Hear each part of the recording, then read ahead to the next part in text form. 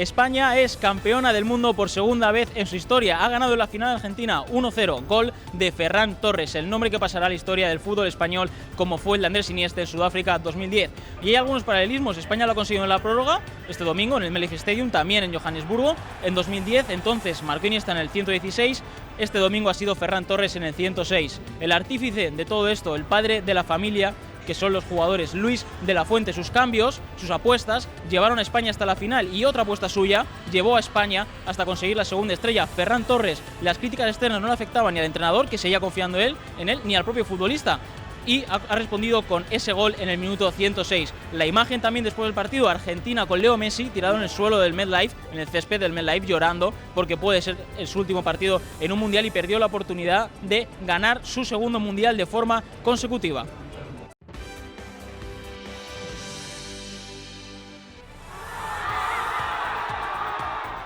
Dos minutos después de la medianoche, ya siendo lunes, Madrid estalló en una explosión de alegría y en un concierto de claxones de los coches, con el pitido que puso fin a la final del Mundial ganada por España 1-0 ante Argentina. Los aficionados cantaban y bailaban de alegría en la Plaza Colón, donde se instaló una fan zone. Además, se reunieron en Plaza de Cibeles para celebrar el triunfo.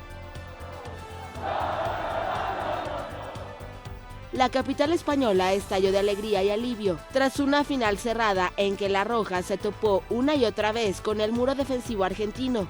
Es el segundo título mundial de España después del que conquistó en 2010 en Sudáfrica.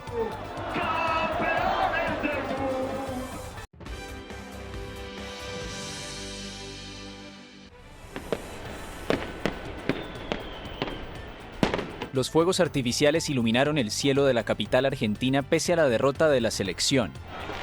Los aficionados argentinos se reunieron en el Obelisco de Buenos Aires y lamentaron la caída del albiceleste ante España por 1-0 en la final de la Copa del Mundo, tras 120 minutos de partido. Los hinchas llegaron al icónico sitio a pesar de que el equipo de Lionel Messi no logró el bicampeonato consecutivo ni la cuarta estrella, como todos los argentinos anhelaban. Tras el final del esperado partido, varios no pudieron ocultar las lágrimas de tristeza, aunque aplaudieron a sus ídolos por el mundial que disputaron con remontadas inolvidables en las fases anteriores.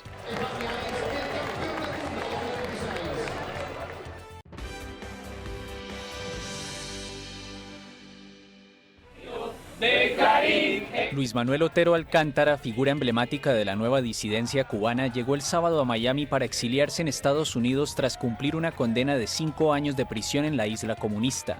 El artista fue recibido por amigos y activistas de derechos humanos en el aeropuerto y habló desde la Ermita de la Caridad de Miami, el primer lugar que visitó tras su llegada al país norteamericano. Ahora mismo se habla de Donald Trump, Kai Madrid, los americanos, pero realmente lo que está pasando ahora mismo es producto del trabajo de todos nosotros. Porque han hecho un video que decía Marco Rubio que él estaba olvidado de Cuba, que el movimiento San Isidro lo había motivado de nuevo a preocuparse por Cuba. Poco después de la llegada de Otero a Miami, el secretario de Estado estadounidense Marco Rubio instó a Cuba a liberar a más de 700 presos políticos.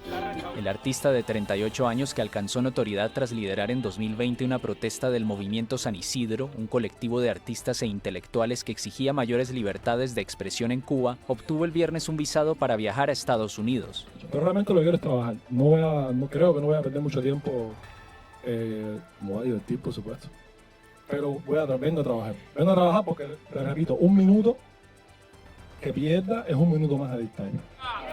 El artista plástico fue detenido cuando intentaba sumarse a las manifestaciones del 11 de julio de 2021 y condenado al año siguiente a 5 años de prisión por ultraje a los símbolos patrios, desacato y desórdenes públicos, por un performance anterior.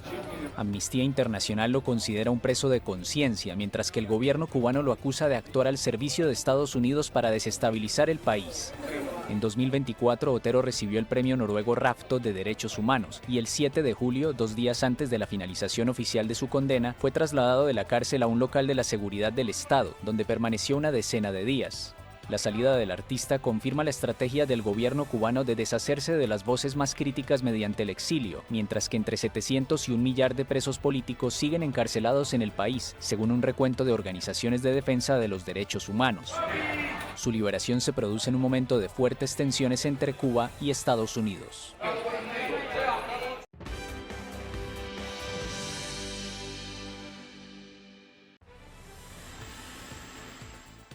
Estados Unidos lanzó el domingo una nueva andanada de ataques contra Irán, después de confirmar la muerte de 2 militares, las primeras bajas desde que se retomaron las hostilidades con la República Islámica.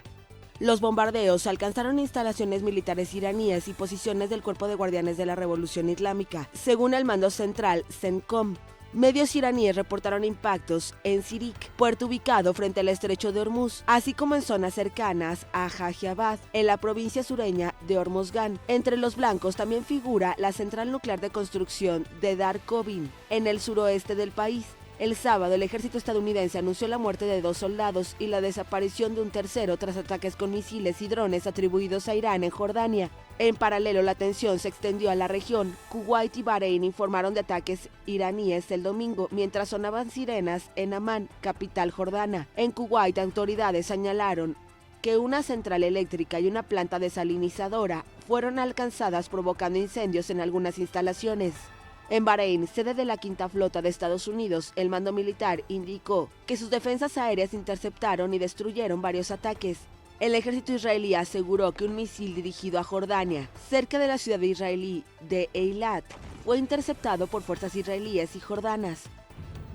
Hemos declarado que si Irán lanza misiles contra Israel, los atacaremos con toda nuestra fuerza, sin dependencia, sin condiciones y sin restricciones de ningún tipo. Si Estados Unidos cambia su política, algo que también podría suceder, estamos preparados tanto para acciones defensivas como ofensivas. Jordania afirmó que derribó 3 misiles iraníes y que un cuarto cayó en una zona desértica.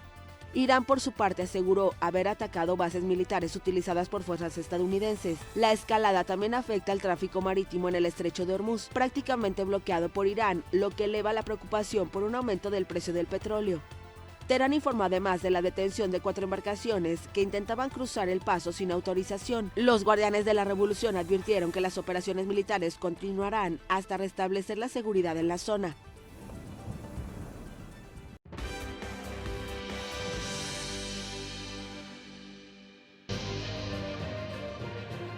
Si se materializan las recientes amenazas del presidente estadounidense Donald Trump, todas las infraestructuras de la región serán reducidas a escombros. La guerra entre Estados Unidos e Irán entró en una nueva fase. Washington ya no solo está atacando bases militares, ahora también golpea la infraestructura estratégica que sostiene la capacidad de respuesta del régimen iraní. El Comando Central confirmó que las fuerzas estadounidenses completaron su 6ª noche consecutiva de bombardeos, una de las campañas aéreas más intensas desde que comenzó esta escalada. Durante la ofensiva fueron destruidos puentes considerados estratégicos para el traslado de tropas, armamento y suministros. También se reportaron daños en carreteras, rutas de comunicación e instalaciones utilizadas para mantener la logística militar en zonas cercanas al estrecho de Hormuz. Medios iraníes informaron de víctimas mortales y decenas de heridos, aunque las cifras podrían aumentar a medida que continúan las labores de rescate y evaluación de daños. La respuesta de Teherán tampoco se hizo esperar. Irán lanzó una nueva oleada de misiles y drones contra objetivos en Qatar, Kuwait y Jordania, además de asegurar que atacó posiciones militares estadounidenses en Bahrein y Siria, ampliando el conflicto mucho más allá de sus fronteras. Mientras tanto, el régimen iraní insiste en que el estrecho de Hormuz representa una línea roja y advirtió que cualquier intento de afectar esa zona estratégica tendrá consecuencias. Por allí transita una parte importante del petróleo que abastece al mercado mundial, por lo que cualquier interrupción podría generar un fuerte impacto sobre los precios de la energía y la economía internacional. Hasta el momento, ninguna de las partes ha mostrado disposición pública para regresar a la mesa de negociaciones. Por el contrario, los ataques se intensifican noche tras noche y el intercambio de fuego aumenta el riesgo de que otros países de la región terminen involucrados en el conflicto. 6 noches consecutivas de bombardeos, puentes destruidos, infraestructura estratégica bajo fuego y una respuesta inmediata de Irán confirman que la guerra sigue escalando y que el conflicto está lejos de entrar en una etapa de desescalada, informó Leticia Grao para América Noticias.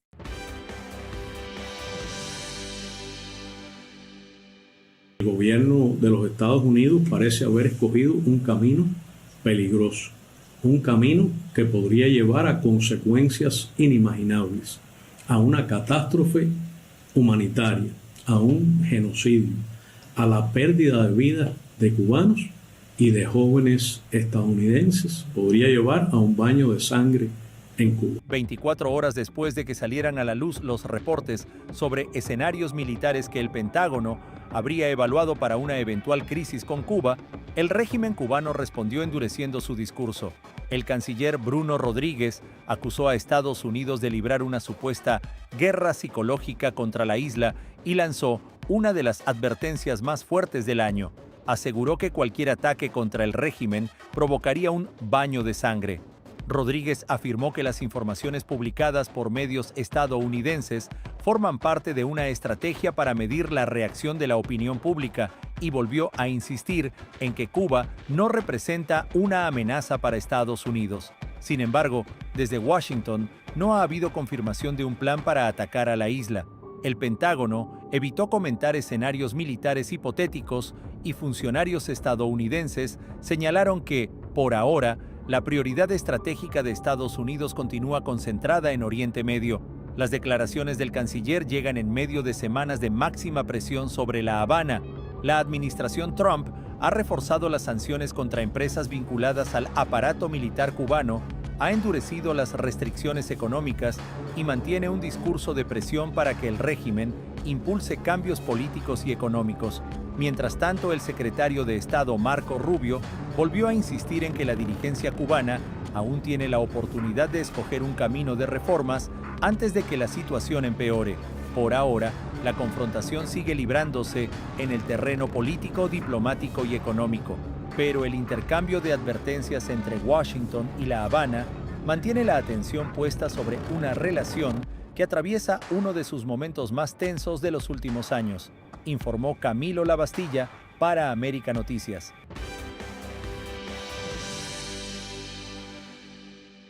Estados Unidos vuelve a enviar un mensaje de fuerza al continente.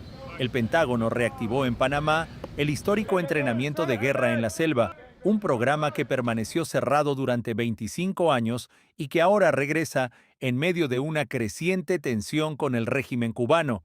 El anuncio fue hecho por el secretario de Defensa, Pete Hegseth, quien aseguró que las tropas estadounidenses deben estar listas para combatir en cualquier terreno y responder a cualquier escenario operativo. El curso se desarrolla en la antigua base de Fort Sherman, donde militares reciben entrenamiento en supervivencia, combate, infiltración y operaciones especiales en condiciones extremas de selva tropical. Aunque Washington no ha anunciado ninguna acción militar contra Cuba, el momento del anuncio llama la atención. En los últimos días, el presidente Donald Trump afirmó que muchas cosas van a suceder en Cuba en los próximos meses, mientras reportes publicados por CBS News revelaron que planificadores del Pentágono evaluaron distintos escenarios militares relacionados con la isla. El Departamento de Defensa no confirmó esos planes y reiteró que no comenta operaciones hipotéticas. La respuesta del régimen no tardó en llegar. El canciller Bruno Rodríguez denunció una supuesta guerra psicológica de Washington y advirtió que cualquier ataque contra Cuba provocaría un baño de sangre. Por ahora no hay una operación militar anunciada, pero el regreso del entrenamiento de combate en América Latina, las nuevas capacidades del ejército estadounidense y el aumento de la presión sobre el régimen cubano reflejan un escenario de tensión que sigue creciendo y mantiene al Caribe bajo estrecha observación, informó Camilo Lavastilla para América Noticias.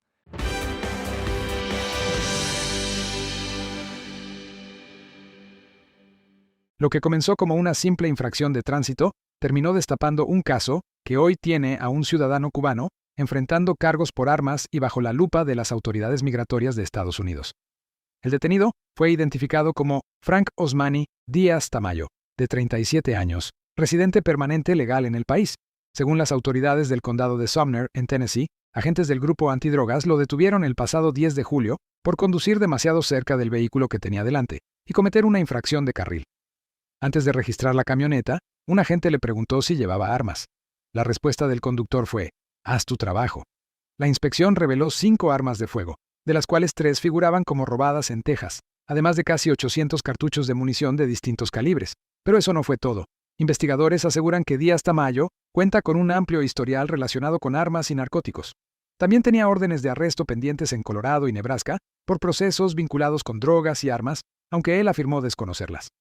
Ahora enfrenta cargos por posesión de arma de fuego por un delincuente convicto, robo de armas de fuego, posesión de parafernalia para drogas, conducir sin una licencia válida y varias infracciones de tránsito. La justicia fijó una fianza de $110,000 que fue pagada, por lo que abandonó la cárcel con un monitor electrónico colocado en uno de sus tobillos mientras continúa el proceso judicial. ICE confirmó además que Díaz Tamayo es residente permanente legal, pero informó que revisa su estatus migratorio debido a sus antecedentes y a los cargos que enfrenta. La legislación estadounidense contempla que determinados delitos relacionados con armas pueden derivar en un proceso de deportación, incluso para residentes permanentes. El próximo 27 de julio volverá a comparecer ante un juez. Mientras avanza el proceso penal, también está en juego su permanencia en Estados Unidos, informó Enrique López para América Noticias. Un nuevo informe presentado en Ciudad de México vuelve a poner bajo la lupa la millonaria ayuda enviada desde el gobierno mexicano al régimen cubano. La investigación elaborada por Consorcio Justicia concluye que entre 2022 y 2026 fueron transferidos más de $1,678 millones en petróleo y asistencia, además de miles de millones de pesos destinados a la contratación de médicos cubanos y otros programas, todo ello, según el informe, sin auditorías independientes, sin controles efectivos y con escasa rendición de cuentas. El documento sostiene que el debilitamiento de los organismos de transparencia y de los contrapesos institucionales en México permitió que estos convenios avanzaran prácticamente sin supervisión pública. Entre los recursos identificados figuran más de $1,500 millones en envíos de petróleo, pagos por la contratación de más de 3,600 médicos cubanos, compras de medicamentos y millones de dólares en ayuda humanitaria. Los investigadores también afirman que parte de la información sobre estos acuerdos fue mantenida bajo reserva durante años, después de que el propio régimen cubano solicitara que no se hicieran públicos determinados documentos. El informe va más allá y sostiene que buena parte de esos recursos termina fortaleciendo a Gaesa, el conglomerado empresarial controlado por las Fuerzas Armadas cubanas. Mientras tanto, las organizaciones que elaboraron el informe advierten que la contratación de médicos cubanos también podría generar cuestionamientos bajo compromisos laborales internacionales debido a las denuncias de organismos de derechos humanos sobre las condiciones en que operan esas misiones. Los autores piden ahora auditorías independientes, mayor transparencia y una revisión de los convenios firmados con La Habana. Un nuevo capítulo que reabre el debate sobre quién termina beneficiándose realmente de los millonarios recursos enviados desde México, el pueblo cubano o la estructura de poder del régimen. Informó Leticia Grau para América Noticias.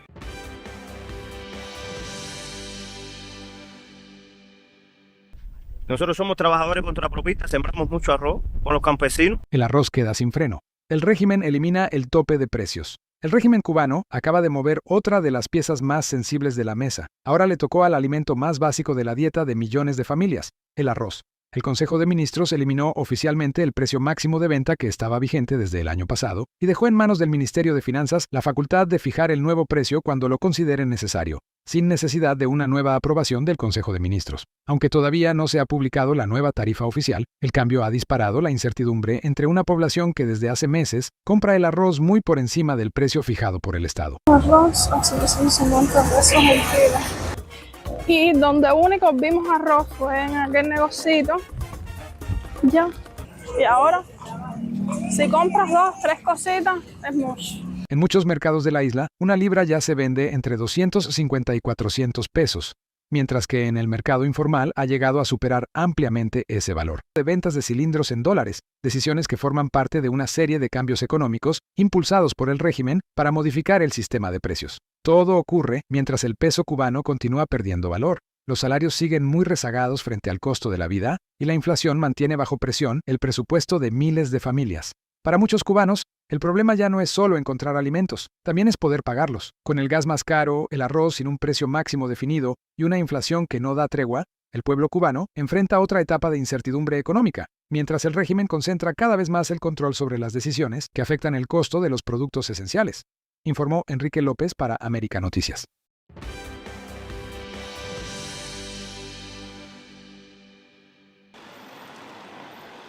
Enfermarse en Cuba se ha convertido en una carrera contra el tiempo. Conseguir un medicamento, una cirugía o incluso una cama hospitalaria puede significar semanas o meses de espera en un sistema de salud que durante décadas fue presentado por el régimen como uno de sus principales logros. Y ustedes no pueden imaginar el saber lo que es tener estos dolores, saber que te está mermando la vida y saber que te están diciendo, vamos a ver cuándo se puede. Hace semanas que Rosa Valentina Pérez espera por una tomografía. Su caso refleja la situación que denuncian numerosos pacientes en hospitales cubanos. Más de 96.000 personas esperan una cirugía en el país, según cifras del Ministerio de Salud Pública. El propio sistema sanitario reconoce que la lista de espera podría seguir creciendo por la falta de medicamentos, anestesia, oxígeno y otros insumos. Sobre el tema, consultamos al médico cubano Alfredo Melgar y esto es lo que nos dijo. Falta de personal médico, no hay equipos para diagnóstico, no tienen material en los salones de operaciones, la escasez de medicamentos, los médicos de familia se han marchado. O sea, hay un caos total en el sistema de salud cubano. Según la Oficina Nacional de Estadística e Información Cubana, el país perdió cerca de 31.000 médicos tan solo entre los años 2021 y 2024. Se han ido a las misiones, han emigrado a América Central, América del Sur, a los Estados Unidos, a Europa, buscando un poco la mejor vida, ¿no? Porque si uno estudia una carrera tan difícil como es medicina, de tantos años y después especialidad, tiene que tener una remuneración a ese sacrificio. Aunque el régimen cubano atribuye el deterioro del sistema sanitario al embargo estadounidense y al endurecimiento de las sanciones, el doctor Melgar sostiene que la crisis responde también a años de falta de inversión y a una política económica que ha priorizado otros sectores por encima de la salud. Ellos sí tienen dinero. No pueden culpar al embargo. Por las misiones médicas que yo mencionaba, han obtenido millones de dólares de Brasil, de Uruguay, de México, de Italia, de África. ¿Dónde está ese dinero? Mientras el régimen cubano culpa al embargo estadounidense de la crisis sanitaria, el conglomerado militar GAES ha administrado miles de millones de dólares y parte importante de la economía cubana, por lo que muchos se preguntan ¿a dónde ha ido este dinero? Soy Jani González. Para que estés mejor informado, te dejamos con nuestras noticias en un minuto.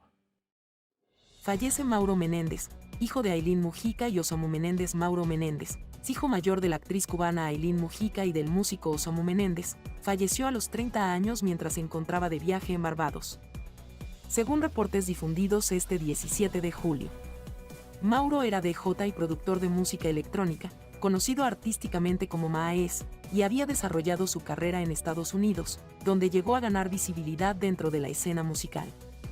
De acuerdo con la información publicada, la noticia fue dada a conocer por la periodista Mandy Freeman, quien aseguró que Aylín Mujica recibió la devastadora llamada mientras estaba trabajando en Colombia. Las versiones iniciales indican que el joven presentaba un cuadro de neumonía antes del viaje y que, aunque también se habló de un posible infarto, hasta ahora no existe una confirmación oficial sobre la causa exacta de la muerte. La pérdida ha causado gran conmoción entre seguidores y personas cercanas a la familia, especialmente por tratarse del primogénito de la actriz y de una figura joven vinculada al mundo artístico.